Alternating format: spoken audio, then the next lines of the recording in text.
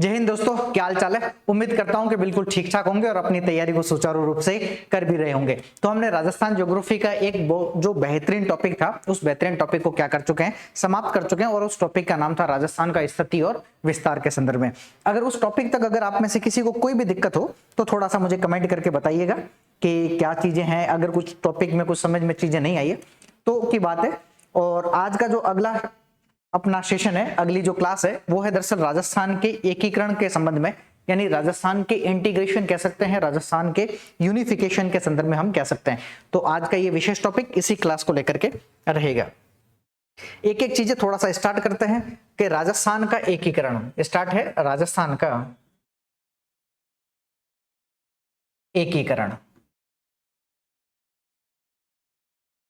अब एक शब्द आपके जो मन में आया है कि एकीकरण शब्द जो है, इस एकीकरण शब्द का अर्थ क्या है, तो आपको पता चल रही होगा कि जैसे नाम में ही विदित है कि एकीकरण का मतलब है कि पहले जो राजस्थान था वो अलग अलग भागों में बटा हुआ था, अलग अलग सेपरेशन में था, और उसके बाद में कहीं ना कहीं इस क्षेत्र का हमने क्या किया है, एकीकरण किया है, इंटीग्रेशन किया है, यूनिफिकेशन करने का काम किया है। ठीक है, यहां तक चीजें समझ में आ रही है तो थोड़ी सी बात करते हैं और फिर थोड़ा सा आगे की तरफ में बढ़ने का प्रयास करेंगे। अगर यहां तक चीजें समझ में आ रही है तो आगे अपन चर्चा करते हैं। फटाफट थोड़ा सा बताइएगा कि हाँ, जो चीजें मैं समझाना चाहूंगा वो आपको ठीक से समझ में आती रहेगी। ठीक है, अब देखिए, इस एकीकरण से पहले मैंने क्या कहा, एकीकरण से पहले जो भारत था, यानी एकीकरण से पहले यदि हम भारतीय भूभाग की बात करें, जो भारतीय भूभाग था, और भारतीय भूभाग ये दरअसल आपके अलग अलग भागों में बटा हुआ था, और उसी भारतीय भूभाग में एक भाग है हमारा राजस्थान, या फिर इसे ही हम राजपूताना कहते हैं। ठीक है, और ये जो राजस्थान या जो राजपूताना है, ये दरअसल हमें दो तीन भागों में बटा हुआ देखने को मिलता है। मुख्य रूप से तीन भाग है। अब वो तीन भाग कौन कौन से जिसमें राजस्थान बटा हुआ था? पहला था, एक ऐसा भाग था जो ब्रिटिश तौर पे था, यानी कि एक ऐसा भाग, ऐसा भूभाग जहां पर दरअसल ब्रिटिश के कुछ शासन थे, ब्रिटिश के कुछ रूल्स एंड रेगुलेशंस लागू होते थे।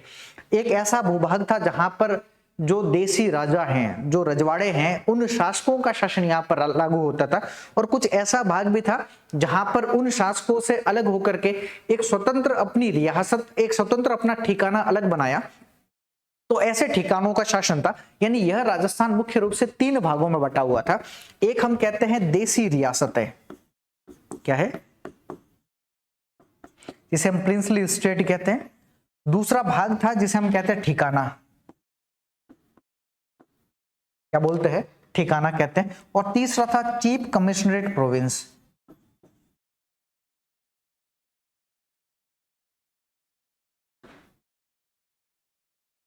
चीफ कमिश्नरेट क्षेत्र। ठीक है, तो ये तीन भाग थे, चीफ कमिश्नरेट क्षेत्र है, ये तीन मुख्य रूप से भाग थे। और राजस्थान में ऐसी देसी रियासतों की संख्या कितनी थी हमारे पास में, तो हम कहते हैं कि कुल राजस्थान में ऐसी देसी रियासतों की संख्या 19 थी। ठिकाने कितने थे हमारे पास में? 3 ठिकाने थे। और चीफ कमिश्नरेट प्रोविंस कितना था? एक ही था, और उसका क्या नाम था? अजमेर मेरवाड़ा।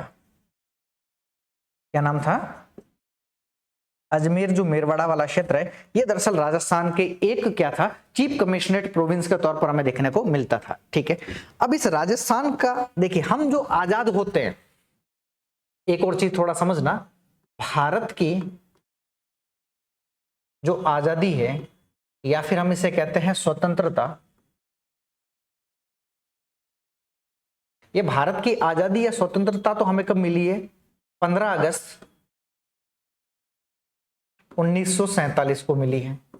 यानी हम कब आजाद हुए हैं? 15 अगस्त 1947 को आजाद हुए। लेकिन राजस्थान का जो एकीकरण है, उसका जो प्रारंभ हुआ था, वो 15 अगस्त 1947 को दरअसल नहीं हुआ था।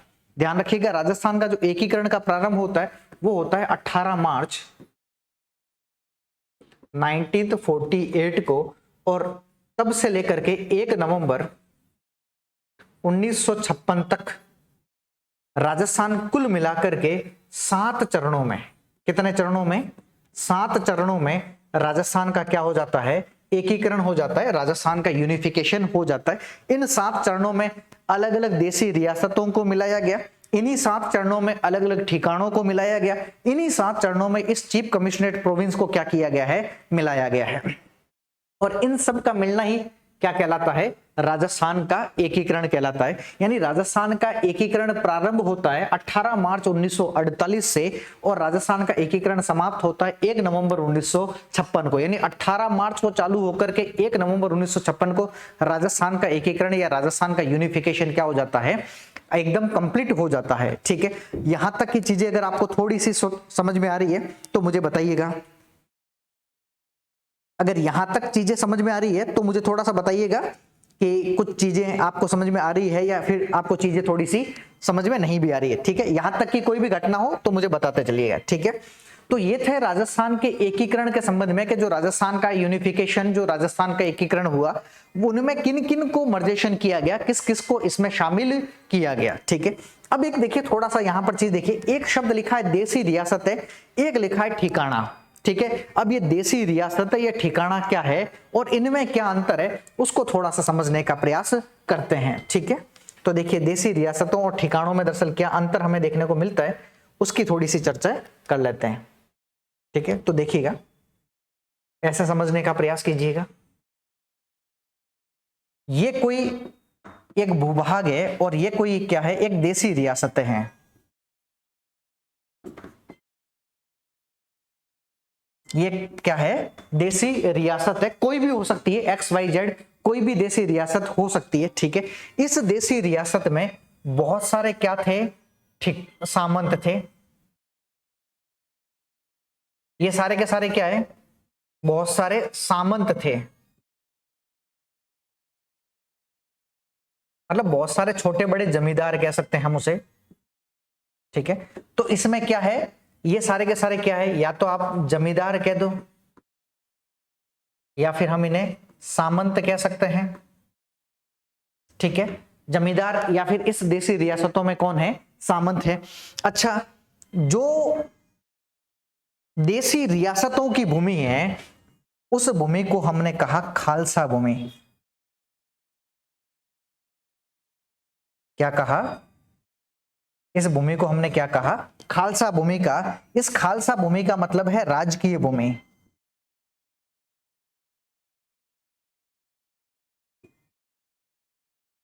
खालसा भूमि का मतलब क्या है, राजकीय भूमि का मतलब सरकारी भूमि।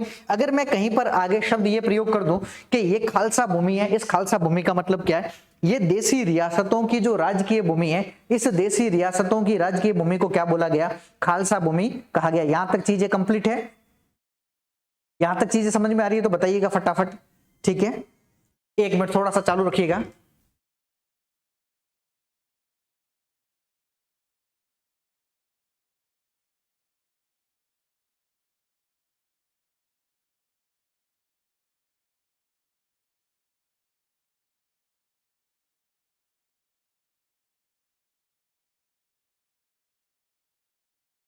देखिएगा, थोड़ा फोन आ रहा था बार बार तो डिस्टर्बेंस हो रहा था, इसलिए थोड़ा सा देखिए। ये जो देशी रियासतें हैं, इस देशी रियासत की जो भूमि है, इस भूमि को हमने क्या बोल दिया, खालसा भूमि, या फिर इसे हमने क्या बोल दिया, राजकीय भूमि। राजकीय भूमि का मतलब इन देशी रियासतों की जो भूमि है उसे हमने क्या बोला, खालसा भूमि। अब इस देशी रियासतों में बहुत सारे क्या है, जमींदार है या फिर क्या है, सामंत है। इन जमींदारों और सामंतों को क्या मिला हुआ, ठिकाना। जितने भी थे वो सारे के सारे क्या थे, ठिकाने थे। ठीक है, अब देखिए इस, अब तक तो ये किसके अधीन था, इस देशी रियासत के क्या था, अधीन था। जब इस ठिकाने के पास की जो भी कोई भूमि होगी तो हमने उसे क्या दी है, जागीर। ठीक है, तो ये कौन सी भूमि कहलाई, जागीर भूमि कहलाई। ठीक है, या फिर हमने इसे सामंत भूमि के तौर पर माना है। तो या तो आपने क्या बोल दिया, जागीर भूमि बोल दिया, या फिर हमने इसे क्या बोला है, सामंत भूमि। जो किसकी भूमि है, इन ठिकानेदारों की भूमि है।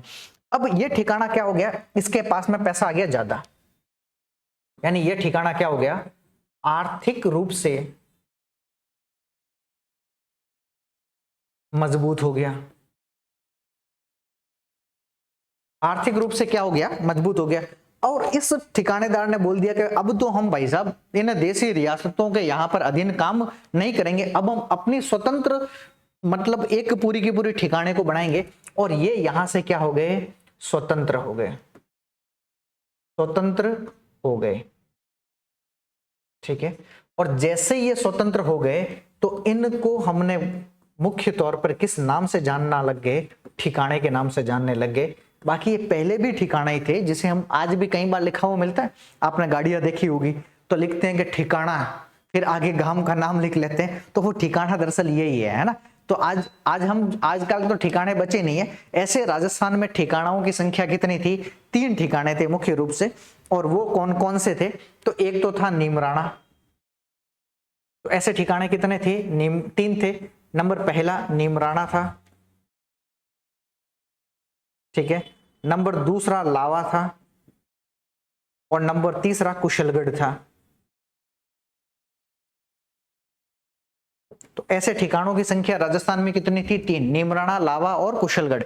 जो अपनी जो रियासतें थी, मुख्य रियासत, उस मुख्य रियासत से अलग होकर के अपना स्वतंत्र अस्तित्व बनाए रखा, उनकी संख्या कितनी थी हमारे पास में, तब आंसर क्या होगा, उनकी संख्या थी 3। उनमें से नीमराणा अलग हुआ अलवर से, लावा अलग हुआ आपके जयपुर, पहले जयपुर का भाग था, जयपुर से अलग हुआ, ठीक है। और कुशलगढ़ जो अलग हुआ वो बांसवाड़ा से अलग हुआ था। तो ये 3 ठिकाने मुख्य रूप से यहां पर क्या हो गए, अलग हो गए। यहां तक चीजें समझ में आ रही है तो बताइएगा मुझे, यहां तक अगर चीजें समझ में आई है तो थोड़ा सा मुझे बताते चलिएगा, ठीक है। क्लियर है मामला, वेरी गुड। अब देखिएगा, हमने बात कर दी कि क्या, तो ऐसे ठिकानों की संख्या राजस्थान में कितनी थी, 3। लेकिन राजस्थान में जो चीफ कमिश्नरेट प्रोविंस थे वो कितना था, 1 था, ठीक है। तो भारत में ऐसे चीफ कमिश्नरेट प्रोविंस कितने थे, भारत में चीफ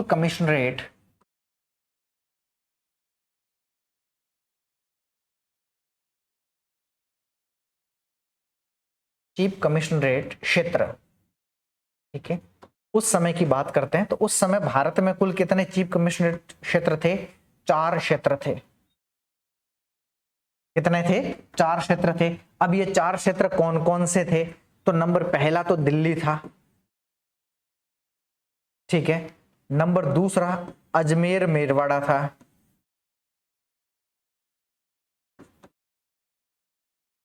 क्या था, अजमेर मेरवाड़ा। नंबर तीसरा कुर्ग था और नंबर चौथा बलूचिस्तान था।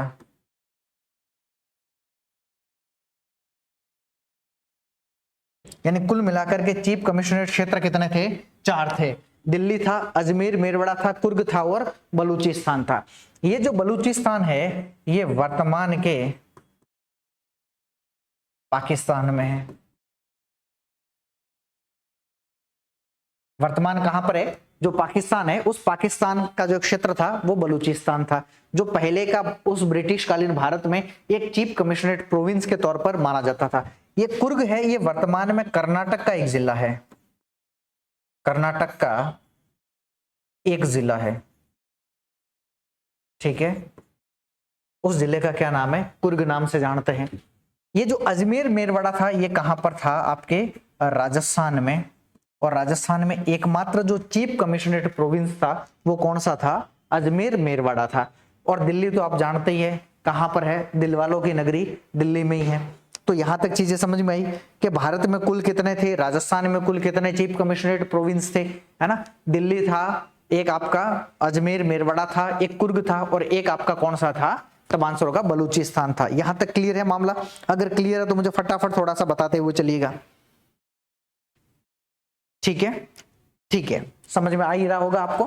अब अगला देखिएगा, इसी के अंतर्गत हम देखते हैं ब्रिटिश रूल इन इंडिया, मतलब भारत में जो ब्रिटिश का शासन रहा है, ठीक है। एक बार वो कैसे रहा है उसको थोड़ा सा देखते हैं। भारत में ब्रिटिश शासन,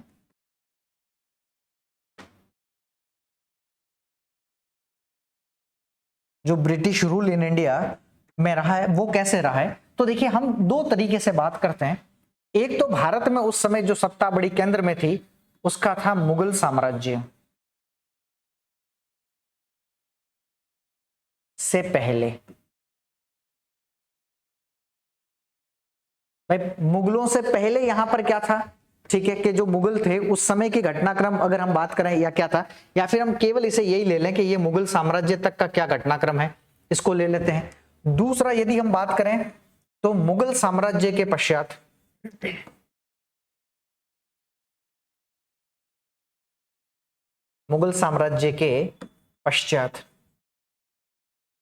मतलब जो मुगल साम्राज्य जैसे ही डिक्लाइन हुआ, इस डिक्लाइन के बाद में देखिए हमेशा एक रूल्स होता है, जब किसी एक सत्ता का डिक्लाइन होगा तो दूसरी सत्ता हमेशा क्या होगी, ऊपर उठेगी ही उठेगी। ठीक है, ये हमेशा रूल्स होता है। तो एक सत्ता किसका डिक्लाइन हुआ, एक सत्ता डिक्लाइन हुआ किसका, मुगलों का। तो कौन उठे, मराठा उठे।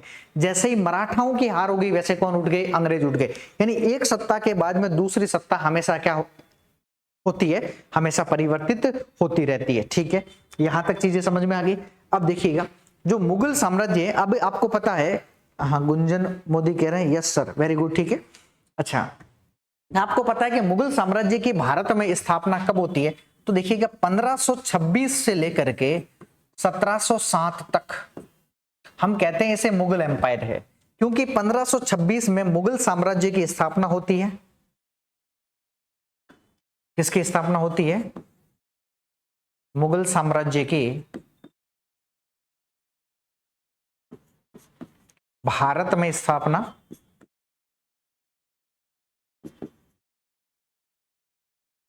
ठीक है, और 1707 में औरंगजेब की क्या हो जाती है,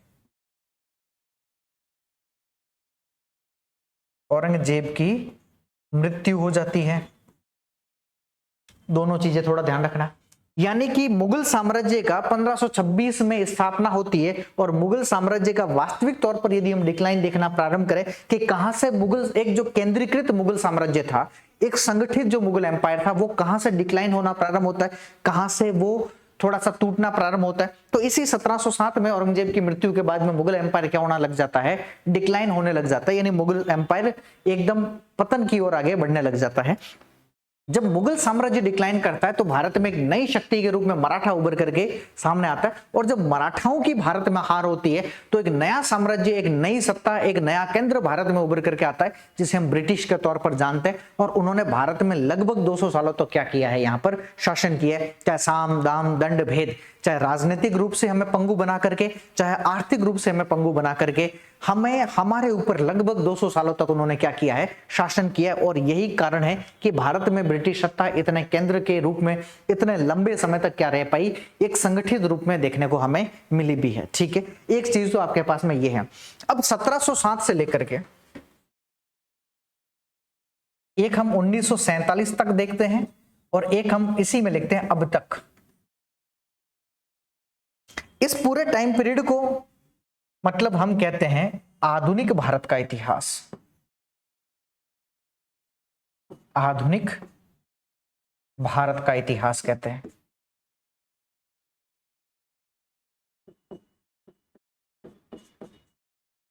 ठीक है, जो मॉडर्न इंडिया है उस मॉडर्न इंडिया की हिस्ट्री के तौर पर हम इसे जानते हैं। यहां तक चीजें समझ में आई हो तो थोड़ा सा मुझे बताते हुए चलिएगा। ठीक है, यहां तक चीजें समझ में आई है तो बताते चलिएगा। ठीक है, और इसी आधुनिक भारत के इतिहास में हमारे राजस्थान का एकीकरण हो गया, हमारे राजस्थान का यूनिफिकेशन हो गया, या फिर हमारे राजस्थान के इंटीग्रेशन के संबंध में बहुत सारी चीजें हमें देखने को मिलती ही मिलती। अब इसमें कुछ चीजें क्रमिक रूप से हमें थोड़ी सी देखने की जरूरत है, उन चीजों पर मैं थोड़ी सी बात करना चाहूंगा, फिर उसके आगे का घटनाक्रम हम अगली क्लासेस के अंतर्गत देखने वाले हैं। ठीक है, क्लियर है यहां तक। अब देखिएगा आगे मसला क्या है। तो देखिए हमारे यहां पर जब ब्रिटिश सत्ता आई तो 1757 में एक युद्ध होता है, उसे हम कहते हैं प्लासी का युद्ध। क्या बोलते हैं, प्लासी का युद्ध कहते हैं।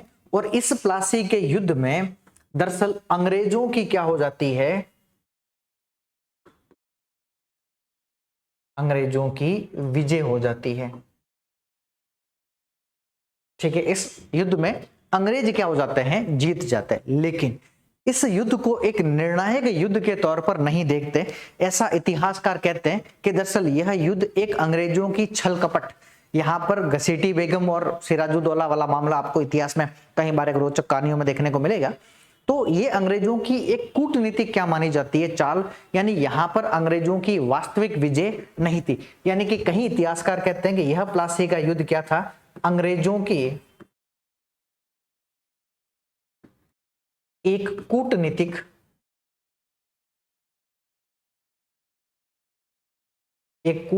क्या थी, चाल थी। ठीक है, तो अंग्रेजों की एक कूटनीतिक चाल के तौर पर किसे माना जाता है, प्लासी के युद्ध को मान लिया जाता है। ठीक है, ये अंग्रेजों के संबंध में बात करता है। लेकिन इस प्लासी के युद्ध पर जो अंग्रेजों के ऊपर जो प्रश्न चिन्ह लगे थे, इसमें जो लॉर्ड वेलेस्ली, और आपने नाम सुना होगा लॉर्ड वेलेस्ली की सहायक संधि प्रणाली वगैरह, तो वेलेस्ली को इसका पूरा का पूरा जिम्मेदार ठहराया जाता है कि उसने अपनी सूझबूझ से, है ना, एक ऐसी मतलब कूटनीति का प्रयोग किया, एक ऐसी चाल का प्रयोग किया जिसके माध्यम से अंग्रेजों की भारत में सत्ता, केंद्रीकृत सत्ता के रूप में उभर करके थोड़ी सी क्या होगी, अग्रसर होगी या फिर सामने आने लग गई। अगला है, इसी युद्ध के बाद में 1764 में एक युद्ध होता है जिसे हम कहते हैं बक्सर का युद्ध। कौन सा युद्ध कहते हैं, बक्सर के युद्ध के तौर पर हम जानते हैं। अगर हम ये मान लें कि 1764 में जो बक्सर का युद्ध था और 1757 का जो प्लासी का युद्ध था, एक बार मान लेते हैं कि प्लासी के युद्ध में अंग्रेजों की कूटनीतिक चाल थी, लेकिन यहां पर इस बक्सर के युद्ध का जो नेतृत्व जो कर रहा था, वो कर रहा था हेक्टर मुनरो।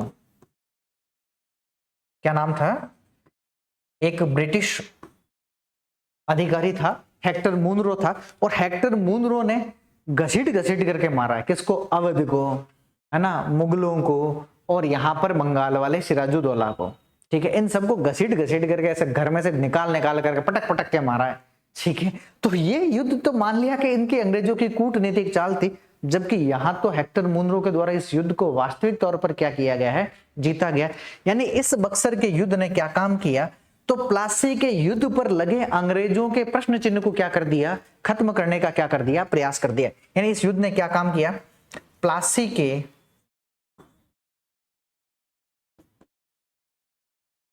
युद्ध के माध्यम से अंग्रेजों पर लगे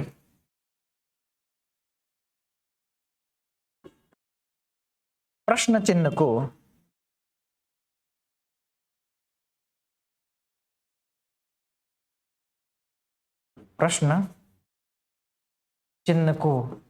समाप्त किया। अंग्रेजों पर लगे प्रश्न चिन्ह को क्या कर दिया, समाप्त करने का काम किया, कंप्लीट करने का क्या कर दिया उन्होंने, काम कर दिया। किसने, तो इस बक्सर के युद्ध के द्वारा। ठीक है, इसी बक्सर के युद्ध के बाद में एक संधि की जाती है, यानी इस युद्ध के बाद में एक संधि की गई, और उस संधि का नाम था इलाहाबाद की संधि। कौन सी संधि की गई, इलाहाबाद की संधि। अब आप कहोगे कि राजस्थान के एकीकरण में इस इलाहाबाद की संधि का क्या महत्व है, अभी समझ में आ जाएगा कि राजस्थान के एकीकरण में इस इलाहाबाद की संधि का क्या महत्व है। और यह संधि कब की गई, आंसर होगा 1765 में इस इलाहाबाद की संधि को किया गया। अब इस इलाहाबाद की संधि के अंतर्गत ऐसा क्या विशेष था जो अन्य संधियों में हमें देखने को नहीं भी मिलता है, तो बहुत सारी चीजें इसमें बहुत यूनिक तरीके से थी। अब यह संधि की गई थी 2 चरणों में। ठीक है, कितने चरणों में थी, 2 संधियां थी। एक संधि थी अंग्रेजों वर्सेस मुगलों के बीच में। ठीक है, किसके बीच में थी, अंग्रेजों और मुगलों के बीच में एक संधि की गई थी। ठीक है, दूसरी संधि की गई थी अंग्रेजों और अवध के बीच में। ये 2 संधियां की गई, एक तो अंग्रेजों और मुगलों के बीच में की गई, और दूसरा मुगलों और अवध के बीच में, सॉरी, अंग्रेजों और अवध के बीच में की गई। जो मुगलों के साथ संधि की गई, इस संधि का परिणाम यह निकला, इन्हें बंगाल,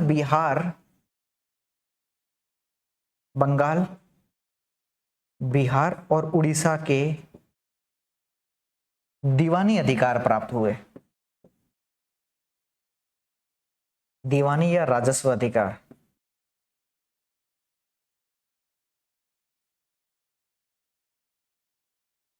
ठीक है, इनको बंगाल बिहार और उड़ीसा के दीवानी अधिकार या बंगाल बिहार उड़ीसा के राजस्व अधिकारों की प्राप्ति हुई।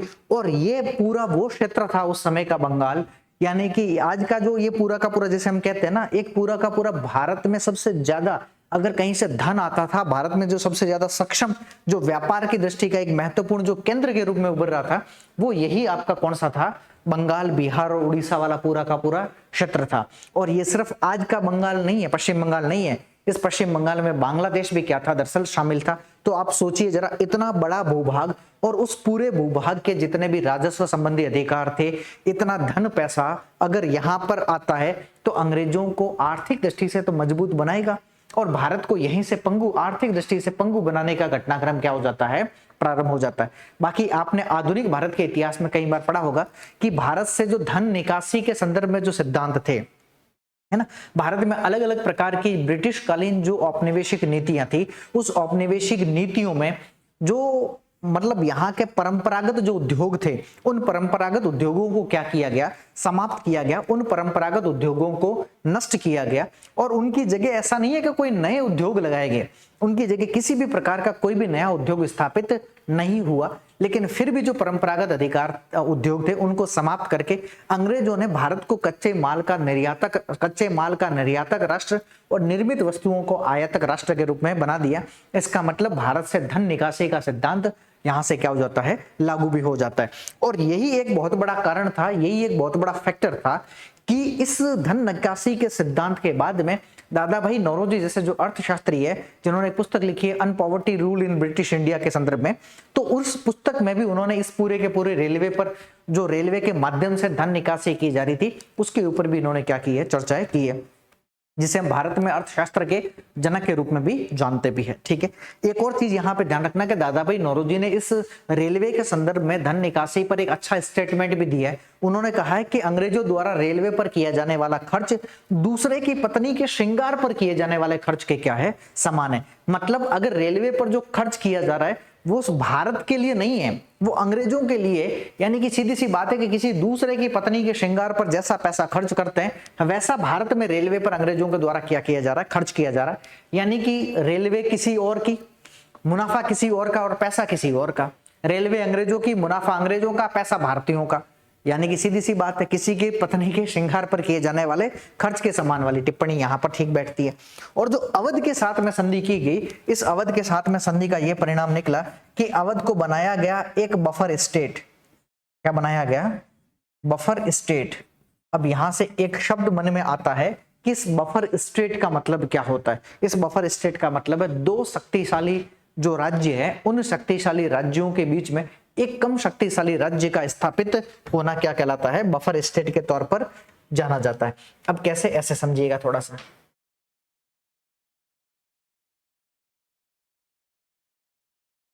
ठीक है। इसे मान लेते हैं अवध, यहां पर है मुगल साम्राज्य,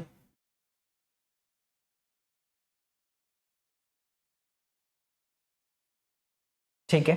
और इस साइड वाला जो भी मामला है यहां पर है ब्रिटिश, चाहे आप ब्रिटिश कह दो, चाहे आप इसे अंग्रेज कह दो, इन दोनों में से कुछ भी कह दो, जो आपकी इच्छा पड़ती है वो कह दो, ठीक है। और इस अवध को 1765 के इलाहाबाद की संधि से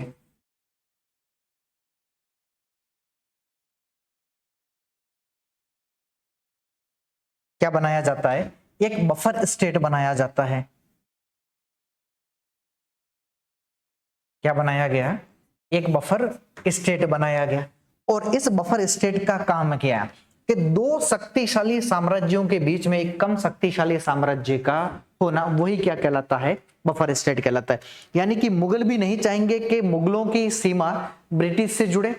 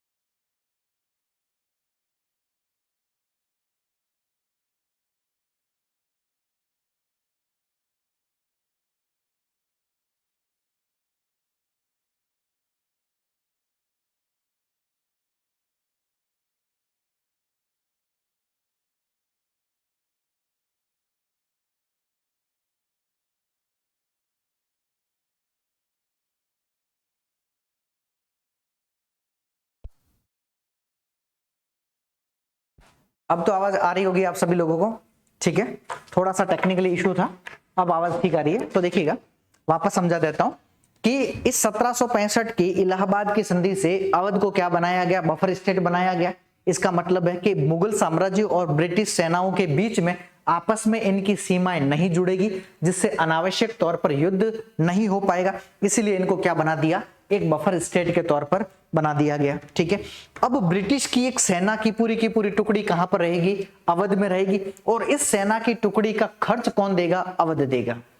सेना की टुकड़ी किसकी, ब्रिटिश की, रहेगी कहां पर, अवध में, और इसका खर्चा भी कौन देगा, अवध देगा, ठीक है। तो ऐसी कुछ संधियों के प्रावधान किए गए थे इसी के अंतर्गत। इसीलिए ये इलाहाबाद की संधि के बाद में भारत में ब्रिटिश सत्ता निरंतर ग्रो करती रही और भारतीय जो देसी रियासतें थी, भारतीय जो रजवाड़े थे, भारत के जो अलग अलग रियासतें थी, शासक थे, वो धीरे धीरे क्या करने लग गए, डिक्लाइन की तरफ में जाने लग गए, ठीक है। तो यहां तक चीजें समझ में आई कि बफर स्टेट का मतलब क्या होता है, ठीक है। अब ये बफर स्टेट क्यों पढ़ना था, क्योंकि हम आगे चल करके एक पढ़ते हैं 1800, फिर अलग अलग जितने भी रूल्स रेगुलेशन आए, चाहे 1773 का हो, चाहे 1884 1784 मतलब 84 का हो, 93 का हो, है ना। बहुत सारे ऐसे क्या आते रहे, ऐसे रूल्स एंड रेगुलेशंस आते रहे। 1813, 1833, 1853, 1858, क्योंकि 1857 में एक आपके पास में क्या हो जाता है, तो जो कहते हैं विद्रोह हो जाता है। और उस विद्रोह के बाद में या उस क्रांति के बाद में, जैसे हम क्रांति या विद्रोह कहते हैं, तो उस 1857 के विद्रोह या 1857 की क्रांति के बाद में अंग्रेजों का रवैया हमारी तरफ में और क्या हो जाता है, बदल जाता है। अब वो कैसे है, उसको थोड़ा सा समझने का क्या करते हैं, प्रयास करते हैं, ठीक है। तो हम इस हिस्ट्री की तरफ में नहीं जाएंगे, तो हम सीधा देखते हैं 1857। और इस 1857 से ठीक पहले 1856 में, कब की बात कर रहा हूं, 1856 में इस अवध को दरअसल ब्रिटिश में मिलाया गया, यानी ब्रिटिश सीमा में मिलाया गया।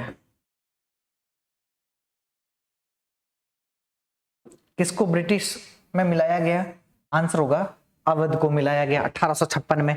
किसने मिलाया, हमारे यहां पर एक गवर्नर जनरल थे जिनका नाम था लॉर्ड डलहौजी। लॉर्ड डलहौजी भारत में दरअसल वैसे तो आधुनिक भारत के जनक या पिता के तौर पर जाने जाते हैं। लॉर्ड डलहौजी को भारत में भेजा ही इसलिए गया था कि वो भारत में आए और अपने साम्राज्यों का क्या कर पाए, विस्तार कर पाए। अब कौन सा साम्राज्य, तो ब्रिटिश साम्राज्य। तो उस ब्रिटिश साम्राज्य का कैसे विस्तार हो, उस ब्रिटिश साम्राज्य को कैसे भारत में और सुदृढ़ता के साथ में बनाया जा सके, इसके लिए उन्होंने दरअसल किसको यहां पर बनाया है, तो लॉर्ड डलहौजी को भारत में एक गवर्नर जनरल के तौर पर नियुक्त करते हैं। अब लॉर्ड डलहौजी भाई, जैसे मान लीजिए मैं आपको कहता हूं कि आपको एक काम करना है, आप साम दाम दंड भेद जो नीतियां अपना सकते हैं वो तमाम नीतियां अपना करके क्या काम कीजिए, तब कि कहीं पर भी सत्ता को हस्तांतरित, किसी भी सत्ता को कैप्चर करने का क्या करिएगा, काम करिएगा। अब इसके लिए आप क्या काम करोगे, आप जिन जिन प्रकार की नीतियों को बना सकते हो वो तमाम नीतियां यहां पर आप बनाओगे। लॉर्ड डलहौजी ने भी ठीक उसी प्रकार की भारत में क्या बनाई है, नीतियां बनाई है। और उन नीतियों के अंतर्गत एक तो था शांति के आधार पर विलय। शांति के आधार का मतलब मैं आपके घर पे आऊं और आपको कह दूं भाई साहब ये काजू कतली है और मान जाइए, आपका जो ये क्षेत्र है, आपका जो प्लॉट है ये मुझे चाहिए। अब आप कहोगे नहीं भाई जी हम तो नहीं देंगे ऐसे, तो आपको है ना, आप ऐसे कैसे ले सकते हो हमारा, तो फिर मैं दूसरे हाथ में पिस्टल निकाल के भी बोल दूंगा आप देखो ये घोड़ा देख लो और आपकी कनपट्टी पे अभी लगा दूंगा, या तो आप मुझे प्लॉट देख लो। यानी दो आधारों पर क्या कर दिया मैंने, उसको मर्जेशन कर दिया। पहला मैं कह रहा हूं पीसफुल एनवायरमेंट के साथ में मर्जेशन करना चाहता हूं, मतलब शांति के साथ में उसका विलय करना चाहता हूं, ठीक है। अब शांति के साथ में विलय के लिए उन्होंने बहुत सारी नीतियां अपनाई। अब नीतियां कैसे, एक तो लगाया कुशासन। अब कुशासन के आरोप में किसको हटाया, किसको मर्जेशन किया, इस अवध को मिलाया गया। और अवध को मिलाने का जो आरोप था वो क्या था, कुशासन। तो ये कई बार सवाल बनता है कि किस प्रांत को ब्रिटिश सरकार में या ब्रिटिश साम्राज्य में कुशासन के आरोप के आधार पर मिलाया गया, तब आंसर क्या होगा कि अवध को मिलाया गया, जो 1765 से लेकर के 1856 तक ब्रिटिश के एक बफर स्टेट के रूप में था। अब ब्रिटिश को यह लगने लग गया कि यह क्षेत्र हमारे बफर स्टेट किसी काम का नहीं है, अब हमें इसके अंतर्गत पूरा मर्जेशन कर लेना चाहिए, जो 1856 में आकर के मर्जेशन कर दिया। और यह भी 1857 के विद्रोह का एक महत्वपूर्ण कारण बनता है, क्योंकि अंग्रेजों के उस सेना में बहुत सारे अवध के सैनिक भी क्या थे, किसान सैनिक शामिल थे, जिन्होंने इस मर्जेशन को, इस विलय को अवैध बताया कि आपने पहले हमें अधिकार दिया, फिर उस अधिकारों का हनन किया, इसलिए ये कैसा है, अवैध है। तो एक आधार तो वैसा आपको देखने को मिलता है। दूसरा, एक मिलाया गया डॉक्ट्रिन ऑफ लैप्स पॉलिसी के आधार पर, मतलब गोद निषेध की नीति के आधार पर, अगर किसी भी शासक या सत्ता या किसी भी केंद्र के पास में खुद की कोई अपनी संतान नहीं है तो वो किसी भी दत्तक पुत्र को या फिर एडप्टेड जो चाइल्ड होता है उसको गोद नहीं ले सकता। अब उसको गोद कैसे नहीं ले सकता, तो उसके बारे में भी कुछ प्रावधान है। अब कैसे, नंबर पहला अगर हम उसकी बात करते हैं तो वो गोद कैसे नहीं ले सकता, तो ऐसे कुछ मर्जेशन किया गया और उन मर्जेशनों में झांसी है, सतारा है, संबलपुर है, बगाट है, जैतपुर है, ऐसे कुछ क्षेत्र थे जिनके स्वयं की खुद की कोई भी संतान नहीं थी और उनका किसमें विलय किया गया, तो उनका मर्जेशन किसमें किया गया, तो ब्रिटिश के अंतर्गत किया गया। ठीक है, तो ये तो किस आधारों पर विलय की चर्चाएं होगी, आपके युद्ध के आधारों पर विलय की क्या होगी, चर्चाएं होगी। ठीक है, अब अगला एक और मर्जेशन किया जाता है, एक और विलय किया जाता है। अब वो विलय किया जाता है किस आधार पर, युद्ध के आधार पर। एक तो था शांति के आधार पर, अब हम युद्ध के आधार पर। तो युद्ध के आधार पर दो का विलय किया गया, एक तो बर्मा जिसे हम वर्तमान में म्यांमार कहते हैं, और एक है आपका पंजाब है, उस पंजाब का भी किस आधार पर विलय किया गया, युद्ध के आधार पर विलय किया गया। ठीक है, अब यहां से एक मामला चलता है 1857 के विद्रोह का। अब 1857 का विद्रोह भारत के इतिहास में एक क्रांति के रूप में उभर करके सामने आता है, इसीलिए हम इसे 1857 का विद्रोह कहते हैं या फिर हम इसे 1857 की क्रांति कहते हैं। यहां तक कि जो मैंने स्टोरी समझाई है, यदि वो समझ में आई हो तो फटाफट मुझे थोड़ा सा बताइएगा कि हाँ सर, आपने जो अभी यहां तक चीजें बताई है वो मुझे हमें समझ में आती गई है, थोड़ा सा ये बता दीजिए फटाफट, थोड़ा इतना बता दीजिए कि हाँ जो मैंने चीजें समझाई है वो आपको समझ में आ गई है। 1857 तक का मामला आपको समझ में आ गया तो थोड़ा सा मुझे बताइएगा। ठीक है, मतलब समझ में आ गया आपको, कोई बात नहीं। अब इस 1857 के बाद में भारत में होता है एक एक्ट लाते हैं, 1858 का एक्ट क्या लाते हैं, और इस एक्ट के माध्यम से भारत का जो गवर्नर जनरल था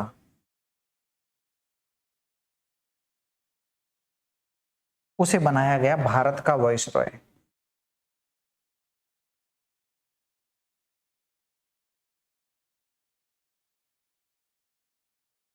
यानी भारतीय गवर्नर जनरल को भारत का क्या बनाया जाता है, वाइसरॉय के पद पर नियुक्त किया जाता है। किस एक्ट के माध्यम से, 1858 के अधिनियम या एक्ट के माध्यम से किया जाता है। यहां तक चीजें समझ में आ गई।